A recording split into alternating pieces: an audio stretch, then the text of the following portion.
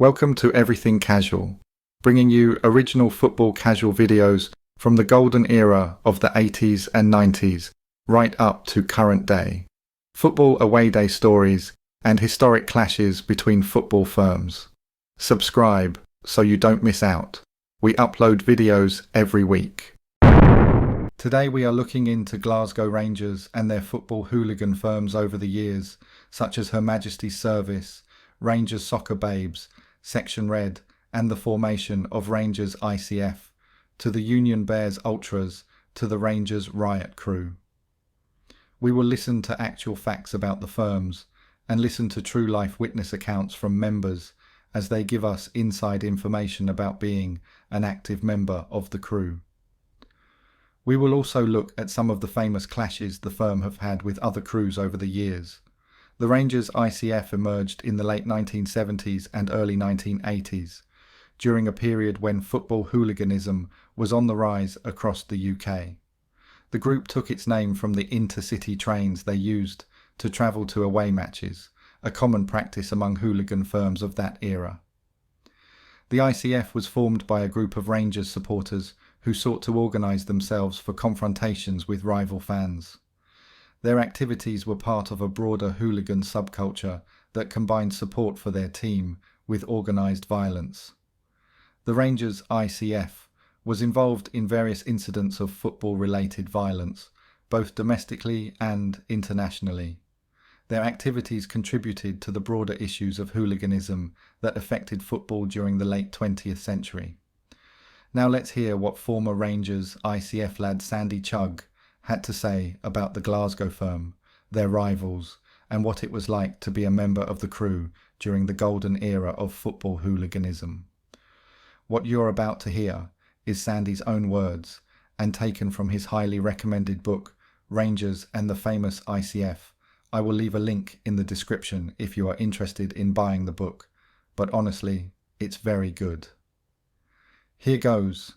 The date was Sunday, 2nd of May 1999, the day of an Old Firm game at Celtic Park. Every Rangers Celtic encounter is tense. The anticipation builds for weeks, even months. It is all-consuming, but the importance of this fixture made it even more special.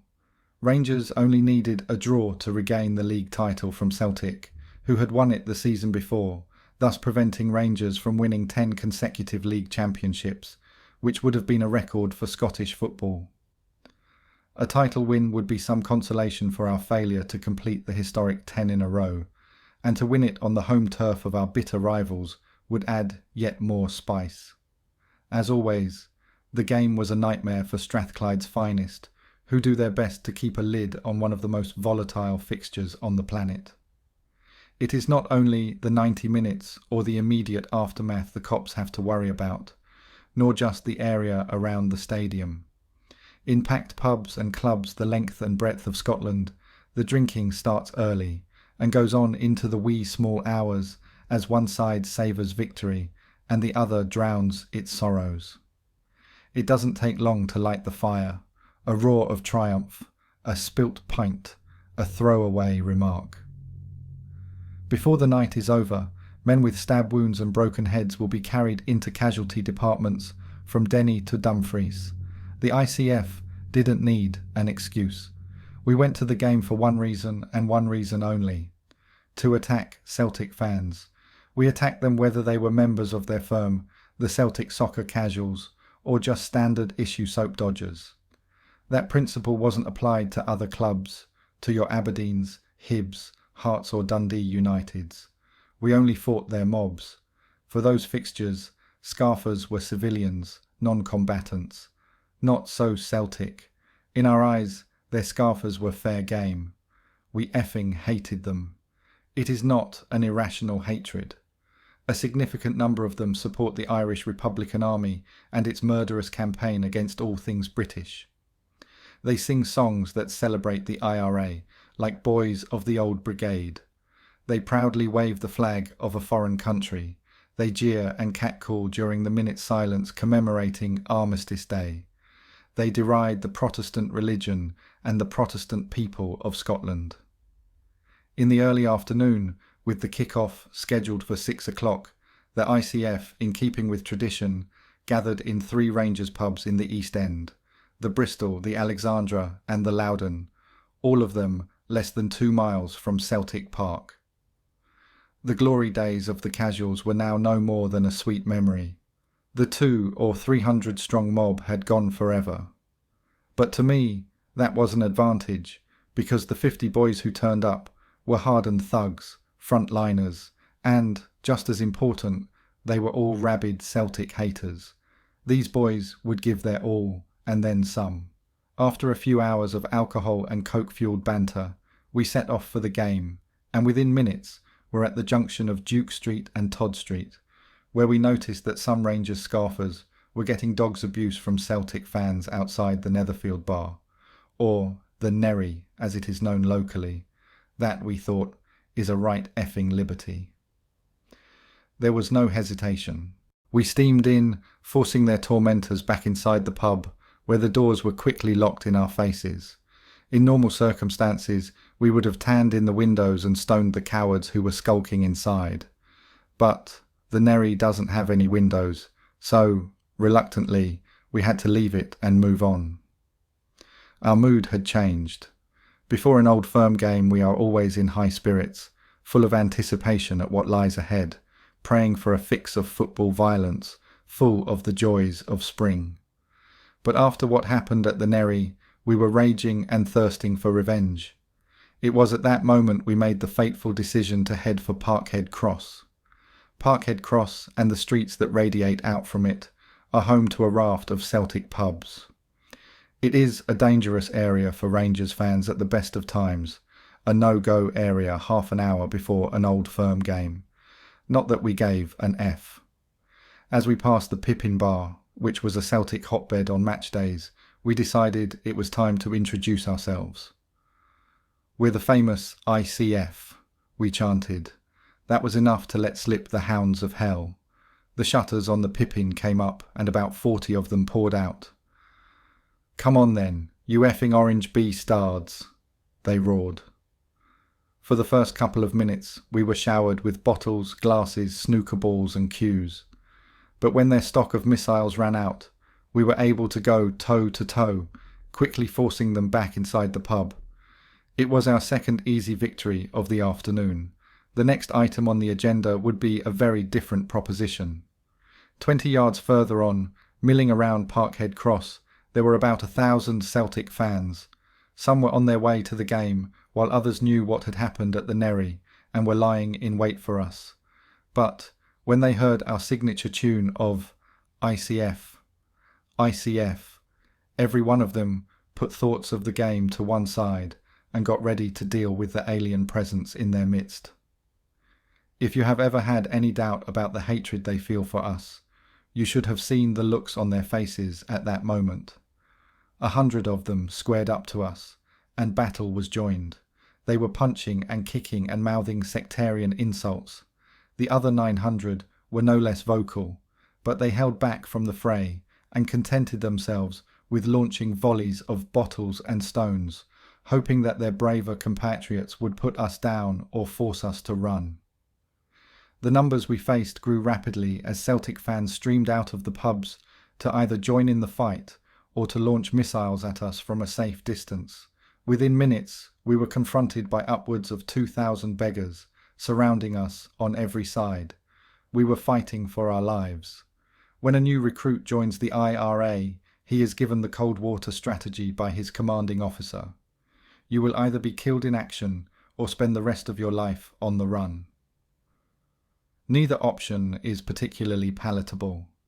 We had our own cold water strategy that day: stand and fight and risk serious injury, or perhaps even worse. Or turn tail and run, which would give us the chance to get away, but with the distinct possibility that we would be tripped or pushed to the ground, leaving us helpless in the face of a mob baying for blood. We stood and fought, and we didn't give a effing inch, despite the constant waves of attacks. All around me boys were going down. Some got a right kicking, one was slashed across the back. But we didn't retreat. We didn't let them push us back. It seemed to go on for a lifetime, much longer than any fight I have ever been involved in.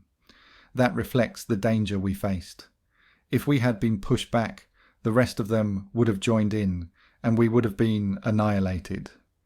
It was vicious, no-holds-barred stuff, with both sides fueled not only by drink, but also by naked sectarian hatred. One of our mob, Rico McGill, later told me that he will never forget the terrified look on a traffic officer's face when he saw what was unfolding. Understandably, the cop made himself scarce. We were close to exhaustion when the main body of police arrived and separated us.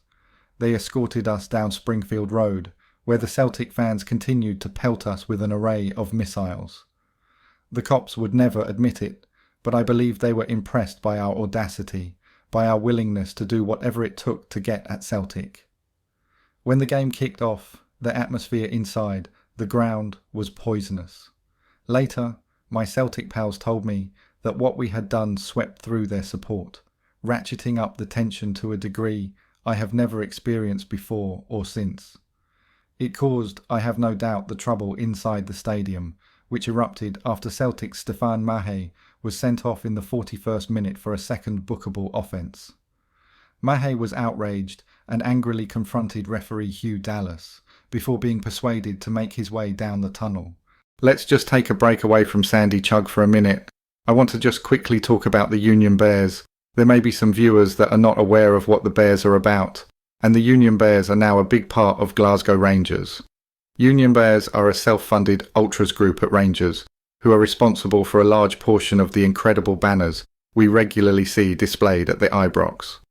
While popular among the fan base, they are a divisive group that can sometimes get themselves into trouble.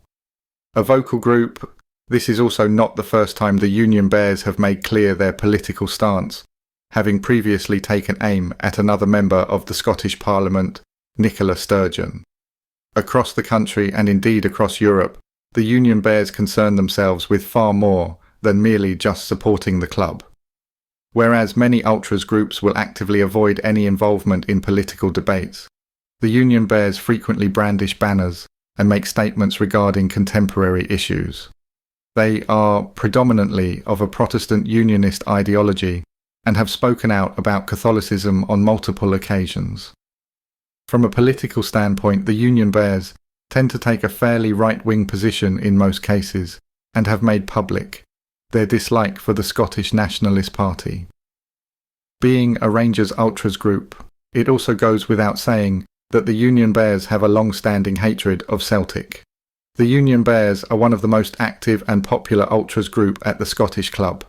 The reason for that is, whether it be rightly or wrongly, they are not afraid to make their voices heard.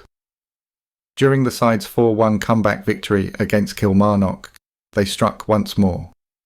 In the stands at the Ibrox, a multi-tiered banner was displayed, taking aim at various ministers supposedly working for the Scottish Nationalist Party. The banner described several different politicians as, let's just say, not very nice people, before concluding with a short message saying, F the SNP. Given the deep-rooted hatred that has existed between the two sides since what feels like the dawn of time, it may not be all that surprising to learn that tensions have occasionally spilt over between the Union Bears and Celtic supporters. Perhaps the most recent example of this occurred in May 2024, when the pair were due to meet in the Scottish Cup final. On the night before the game, a group of Union Bears members reportedly attacked the Celtic pub, which, as the name suggests, is well known for being a regular meeting place for Celtic fans. Union Bears are an incredibly vocal ultras group and have locked horns with the club's board members on several occasions in recent years. Most recently, the ultras group were denied early entry to the Ibrox Stadium in order to set up their latest Remembrance Day banner, which sparked outrage from the Union Bears. The group then took to X, formerly Twitter, to say, "The Union Bears have always took immense pride in producing our Remembrance Day display. Unfortunately this year, due to sanctions imposed on us by the board, our preparation and ability to carry out the hundreds of man-hours required to produce such a banner were severely hampered. These sanctions were imposed by board members who appear to believe that punishing a vocal element of the support will cover up their continuous shortcomings in the boardroom. Let's hear from an actual Union Bears lad, and listen as he tells us in his own words what the Bears are all about and how they formed. This is what he had to say. Our group was formed in the summer of 2007 to help bring back atmosphere and create colour inside Ibrox, our stadium. Originally, we were located in the Copland stand, due to it being the traditional Rangers end of Ibrox, and the place founding members wanted the group to be. We went through 4 tough seasons up there with many problems from the police, stadium security and fellow supporters, which made some matches very unenjoyable. In October 2008, the majority of our members cancelled their season tickets due to the way our club was being run by the chairman at the time, David Murray. After long discussions, some members wanted the group to stop attending matches until David Murray had left the club. But in the end, we came to a decision that the group would carry on, and it would be each member's individual choice if they wanted to attend matches or not. Only a few of us kept our season tickets and carried the group on. We produced a few small actions that season, despite having literally no members in the stadium or a lot of money. That has no doubt been our toughest season since we formed in 2007. Looking back now, it's lucky that we carried the group on, because it was not until May 2011 when David Murray finally left the club. In August 2009, we brought in new members, which was a massive boost at the time, and we managed to have a good season together despite still being low in numbers, and we pulled off some more visual actions. Summer 2010 came, and we had a lot of interest from younger people who wanted to get involved with the group, and we transferred them into our section. We faced a lot more problems near the end of 2010 from police, stadium security, and fellow supporters. And near the end of the season, we made the decision to leave the Copland and move to the Broomloan stand, to a new section alongside the Blue Order, where we could stand and support the team for 90 minutes, with less hassle from the police, security and fellow supporters, and get the group to the point where we wanted to be at. Our group is usually non-political, but we support the United Kingdom staying together, so are very much against Scottish independence. We share our section with a supporters group called the Blue Order. In the early days of our group, mostly all of us were ex-members of the Blue Order, so there is some history between both groups. We have a workable relationship with them, and have in the past done joint displays in the stadium, but both groups have a different style, so the majority of the time we work as separate groups. So, that was a little bit about the Union Bears and what they are all about. Let's get back to Sandy Chugg, because I want to share what he had to say about the very early days of the ICF, their formation and other gangs in Glasgow at the time. This is what he said. We weren't short of rivals. The East End is awash with gangs, including legendary outfits like the Bridgeton Derry and the Cowton Tongs, both of which we had run-ins with. But our closest and most bitter rivals were the Spur and the Torch, whose members hailed from Barrowfield. For those of you who are unfamiliar with Glasgow's geography, Barrowfield is within spitting distance of Celtic Park and has a reputation for being the toughest scheme in a city full of tough schemes. Strangers who ventured there would, if they were lucky, get a kicking. If they were unlucky, they would not only get a kicking, but would also be robbed of their money, their clothes, and their shoes. As well as fighting outsiders, the Spur and the Torch would fight each other. The dividing line between the two gangs was Stamford Street, nicknamed Nightmare Alley. Such was Nightmare Alley's reputation that it featured in a 70s documentary on urban deprivation aired on the BBC. The YGMS was outnumbered by both Barrowfield gangs, and they would often give us a chasing. The turning point came this day. I was around 10 years old, when the Torch turned up in Slatefield Street in the middle of our estate. They knocked fuck out of a Gallowgate boy who was on his own at the time, which enraged the whole scheme. Within minutes the YGMS mobilised, helped by a number of grown men and a well-known boxing family from the area. There were 20 of us against 30 torch, but helped by a fearsome array of weapons, including baseball bats. We chased the cunts down Slatefield Street and right out of the Gallowgate. That little incident gave the YGMS no end of confidence, and from that day on we took them on as equals, even when the torch and spur merged into one big gang. Parkhead Forge, once home to one of the biggest steel makers in the world, but by then a vacant industrial site, was our battleground. We came at each other armed to the teeth. It wasn't just fists and feet, but also machetes, koshes, knives and bats. There would be a fight almost every day, and the rate of attrition was frightening, with boys regularly getting carted off to hospital suffering from stab wounds and head injuries. The respectable middle classes often wonder why guys like us are so drawn to gang culture, and thousands of bearded academic types have researched and probed and analysed the problem until they are blue in the face. I could have saved the taxpayer a fortune. Young men are naturally territorial, and when you add in the boredom that comes with living an urban desert with F all in the way of facilities, it's easy to work out why it kicks off. Fights were a daily occurrence at Thompson Street, as they were on the streets of the East End, and it was at this time that my readiness to take on all comers became evident. I am not the biggest, but that was never a disadvantage. In fact, I think my lack of stature was an advantage by forcing me to stand up for myself. White Hill only really came together when we were faced with a threat from outsiders. We have heard about the Rangers ICF. We have heard about the Union Bears. Now let's hear about the Rangers soccer babes. I was inspired by my brother's stories about the violence he was experiencing as a Rangers fan. At the age of 8, I watched the television pictures of the fights and felt contrasting emotions, worried for my brother but exhilarated by the violence. He followed Rangers all over Scotland and would come back with tales of how the light blue legions would dominate the towns and cities they visited, rubbing the locals' noses in it in the process. But that was old-fashioned stuff, scarfers getting pissed up and running amok. There was no planning, no organisation. There was a new phenomenon in the world of football hooliganism, the casual. The word casual was now becoming well known to the media and football fans in Scotland, thanks to the mass outbreak of trouble at a Motherwell Aberdeen game in the early 80s, when scores of smartly dressed young hooligans fought each other on the Fir Park terracing. What a contrast with the fashions sported at Ibrox.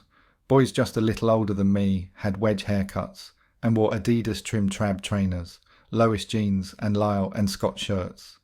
Some guys, those with a few quid to spend, had LS tracksuits as well as the latest gear by Sergio Tacchini and Fila.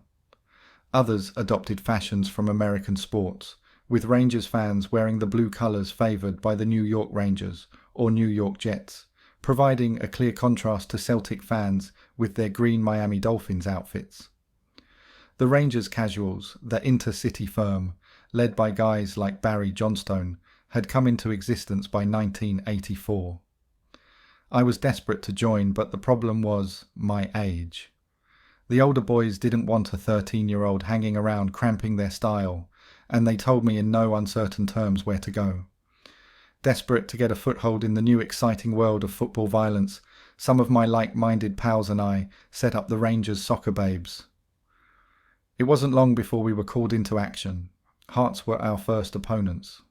One Saturday in 1985, their main mob, the Capital Service Firm, was in Glasgow city centre, on their way to Central Station to catch a train to Paisley.